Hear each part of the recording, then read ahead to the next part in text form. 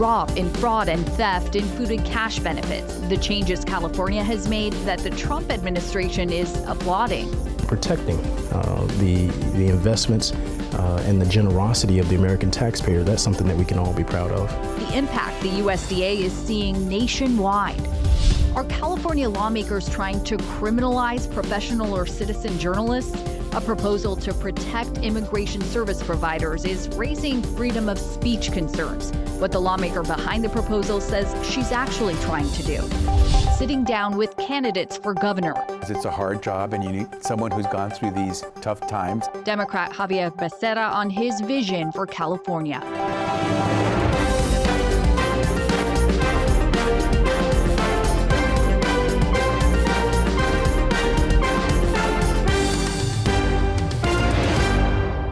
Thank you for joining us for California Politics 360. I'm Ashley Zavala. California has seen a major drop in fraud and theft associated with food and cash benefits. It's a drop that's now being applauded by the Trump administration. It comes as federal food and cash assistance rules are changing with what's known as H.R. 1.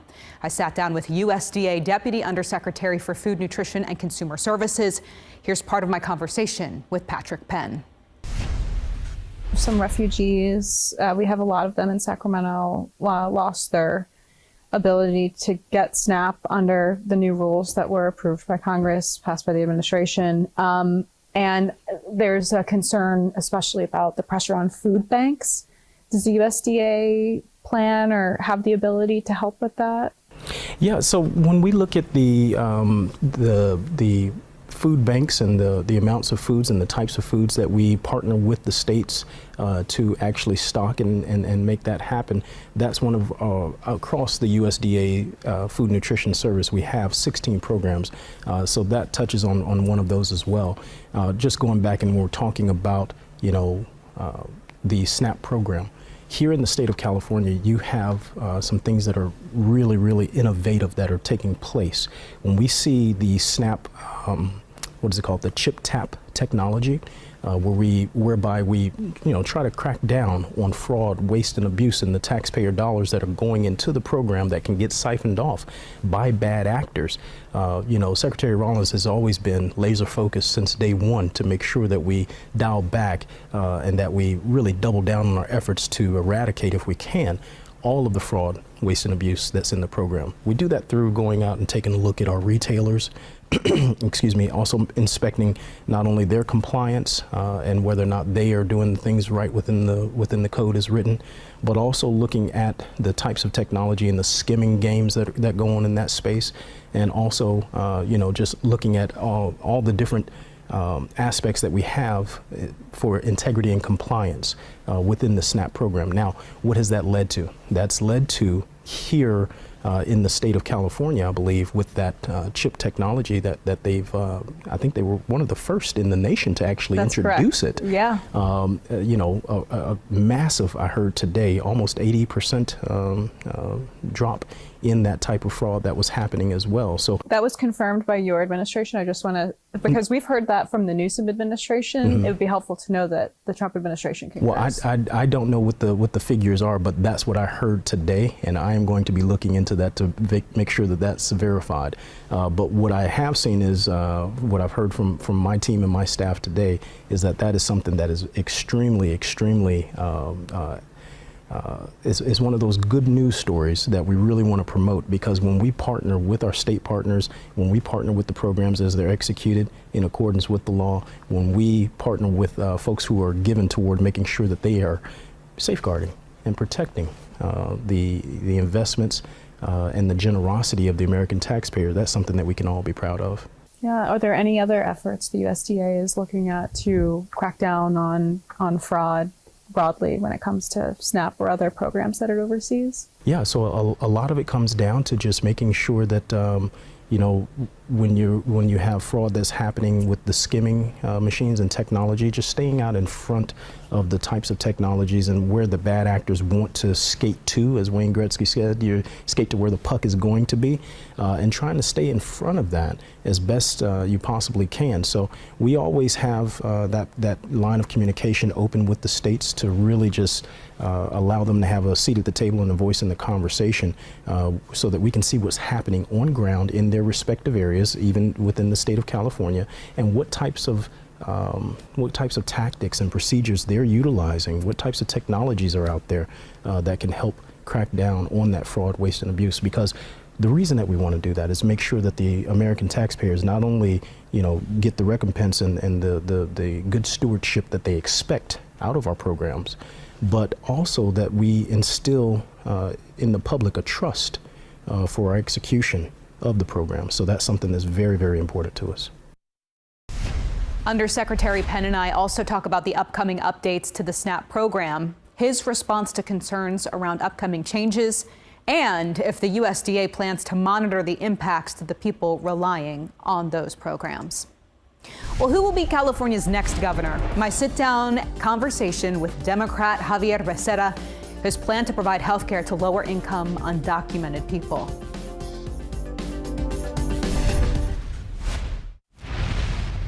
This year, California voters will choose their next governor. So every week leading up to the June primary, we'll hear from one of the top candidates running for the state's highest position. This week, I sat down with Democratic candidate Xavier Becerra to get his thoughts on the major issues impacting Californians. Sitting down with Xavier Becerra. You need someone who's gone through these tough times and knows what it's like to have to balance a big budget. Someone who knows what it's like to deal with emergencies, crises, and knows how to get out of them. The former U.S. Health and Human Services Secretary under Joe Biden and former California Attorney General says he's prepared to cut spending and raise taxes on the ultra-wealthy if he's governor. You got to do a little bit of both. I had to do that when I was Secretary at HHS in the midst of the worst pandemic any of us had ever seen.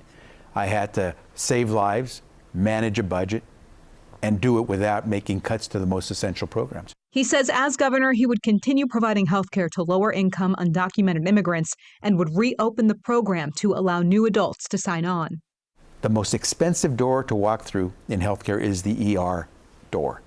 Why should we wait because you didn't have insurance, that you let the situation get so bad that now you have no choice but to save your child, you go to the hospital through the emergency room?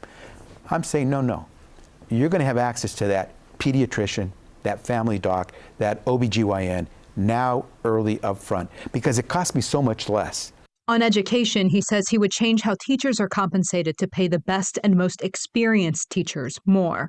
On lowering costs, if elected governor, Becerra says in his first 100 days he would declare a state of emergency on housing and freeze property insurance and utility rates.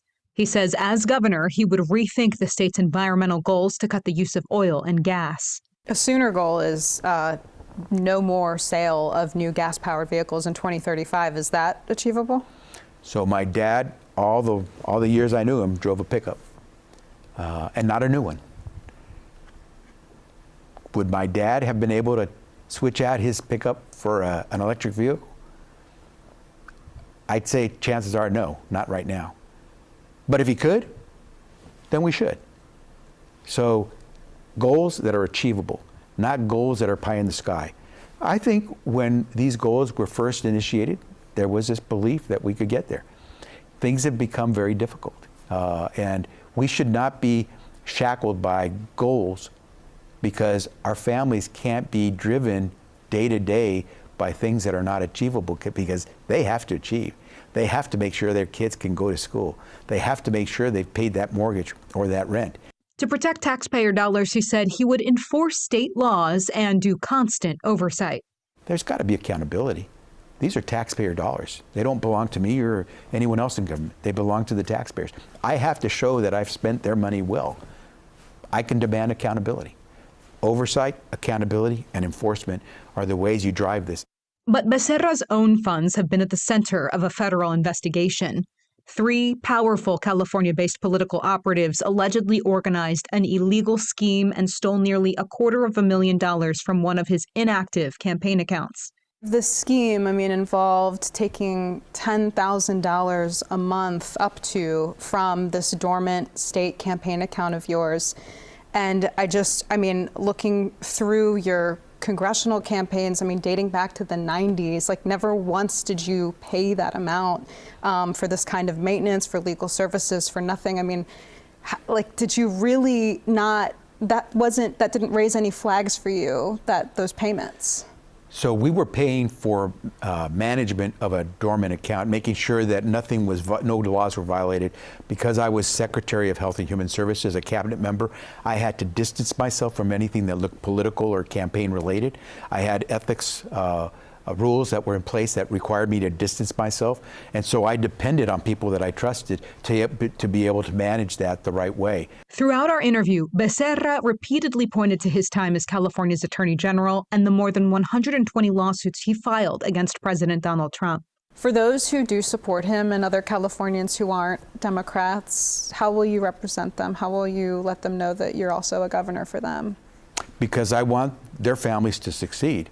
That we don't agree on Donald Trump, that's the beauty of America and free speech and the First Amendment.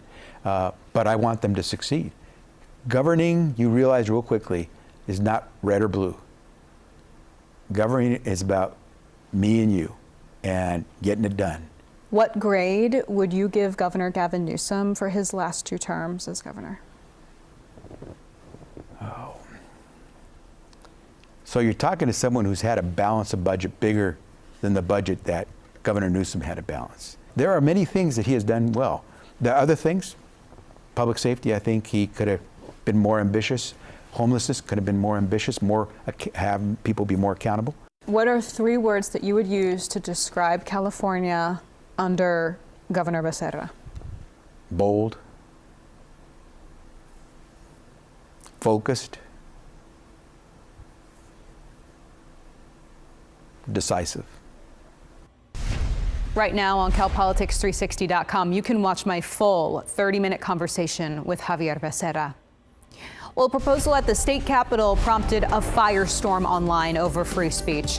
We speak with both sides of the contentious proposal. Are California lawmakers trying to criminalize professional or citizen journalists? The short answer is no, but a proposal at the state capitol has raised some freedom of speech concerns. This week, there was outrage online about a proposal that some Republicans claim is meant to silence citizen investigative reporters like YouTuber Nick Shirley. But the lawmaker who wrote the bill, Assemblymember Mia Bonta, says it's actually about protecting people who provide services to immigrants, a group of people she says are vulnerable right now. I sat down with both sides of the contentious proposal. Can we call the roll? California lawmakers this week moving forward with the measure that attempts to protect people who work for immigration-related organizations from threats and harassment.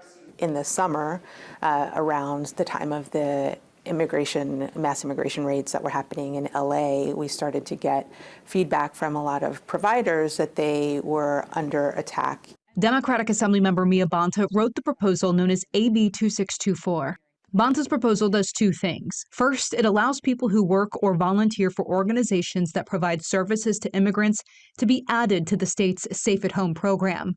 That program conceals the home address of people with documented threats against their personal safety. It also prohibits people from posting the personal information or images of those providers.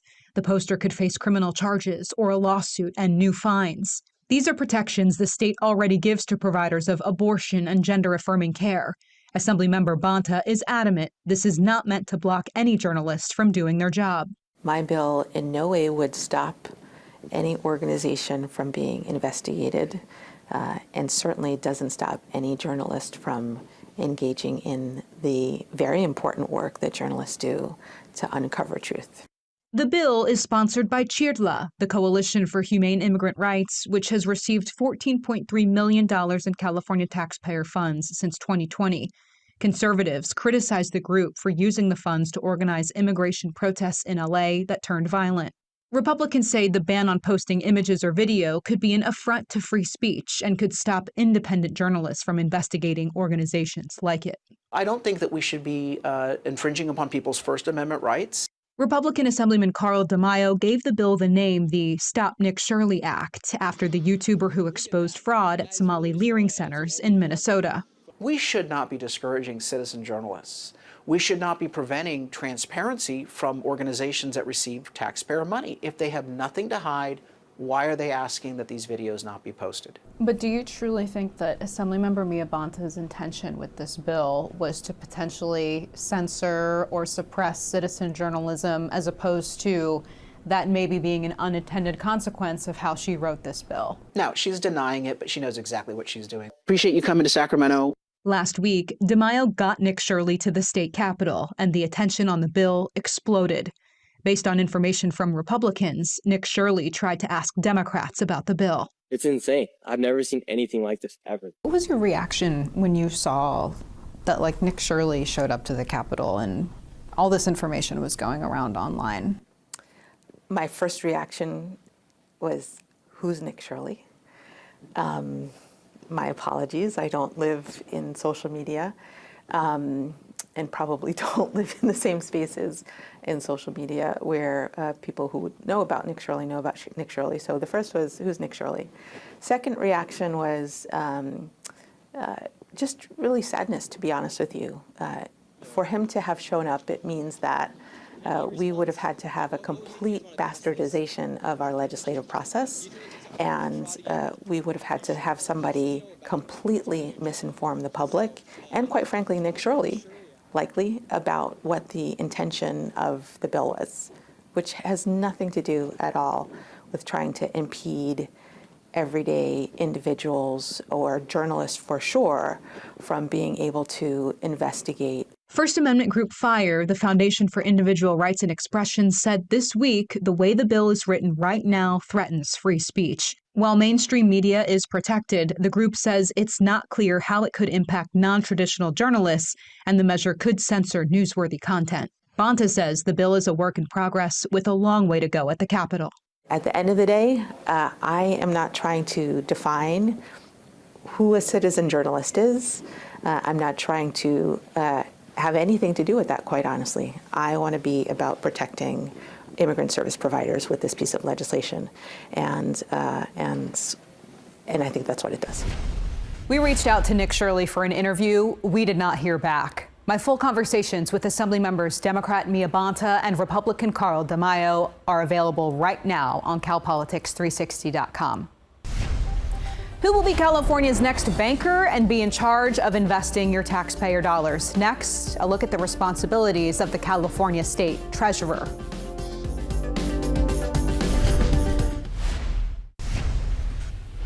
This year, voters will decide who they want to be California's next banker. So before you vote, we want to explain what exactly the state treasurer oversees.